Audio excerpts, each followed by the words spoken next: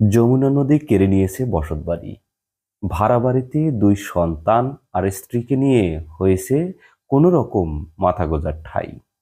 এর মধ্যেই স্ত্রী লিভার ও কিডনি রোগে আক্রান্ত হওয়ায় সর্বস্ব হারিয়েছে দরিদ্র গাড়ি চালক আলিম।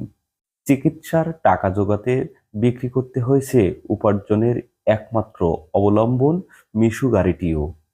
সর্বস্ব হারিয়ে স্ত্রীকে বাঁচাতে সাহায্য চান নিঃস্ব গাড়ি চালক আলিম। সিরাজগঞ্জের শাজাদপুর উপজেলার কৈজুরী ইউনিয়নের হাটপাঁচিল গ্রামে বসবাস করেন মমতাজ আলিম দম্পতি। অভাব অনটন এই দম্পতির সঙ্গ না ছাড়লেও 4 বছর আগে যমুনার পেটে চলে গেছে বসতভিটা।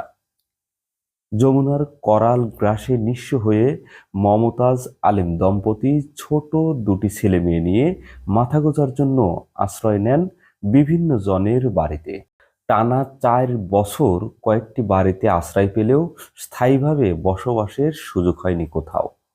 উপায়ান্তর না দেখে কোনো রকমে দিন এনে দিন খেয়ে ঘুরে দাঁড়ানোর চেষ্টা চালান প্রাণপণে।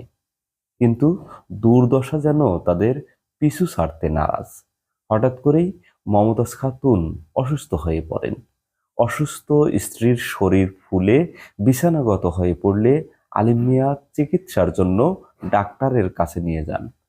ডাক্তার পরীক্ষা নিরীক্ষা করে জানান মমতাজের লিভার ও কিডনিতে সমস্যা হয়েছে। ডাক্তারের কথায় আলিম মিয়ার মাথায় আকাশ ভেঙে পড়লেও সামর্থ্য অনুযায়ী চিকিৎসা চালাতে থাকেন। ব্যয়বহুল চিকিৎসার টাকা জোগাতে না পেরে এক পর্যায়ে আলিম মিয়া তার মিশু গাড়িটি বিক্রি করে দেন। এখন প্রতিদিন 600 থেকে 700 টাকার ঔষধের খরচ চালানো অসম্ভব হয়ে পড়েছে আলিম মিয়ার।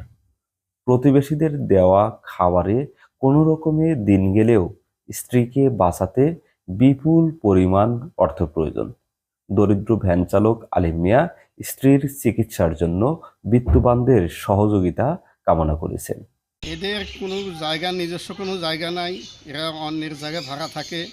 এদের পরিবারে একটা বিশাল একটা অসুস্থতার কারণে এ চলতে পারে না, সামান্য একটা গাড়ি চালায়। সে গাড়ি চালা ছেলেপেলেকেই ভাত দেবে না রুগীকেই চিকিৎসা করবে। কিন্তু আপনারা হয়তো দয়া করে যারা হৃদয়বান ব্যক্তি থাকেন, এই চিকিৎসার জন্য কিছু সহযোগিতা আপনারা করবেন। পরিবারটা এখানে বাড়ি করছে, এই খুবই অসহায়, অসুস্থ, এই শরীর ফুলে গেছে এবং কি শরীরের ভিতরে আপনার কিডনির সমস্যা, অসহায়। এই পরিবারটার পাশে যদি আপনারা দাঁড়ান তাহলে অনেকটাই আশা করা যায়। তাছাড়া এমন অসুস্থর কারণে এই ছোটো ছোটো বাচ্চা কাচ্চা নিয়ে চলাফেরা হিমশিম খাইতেছে।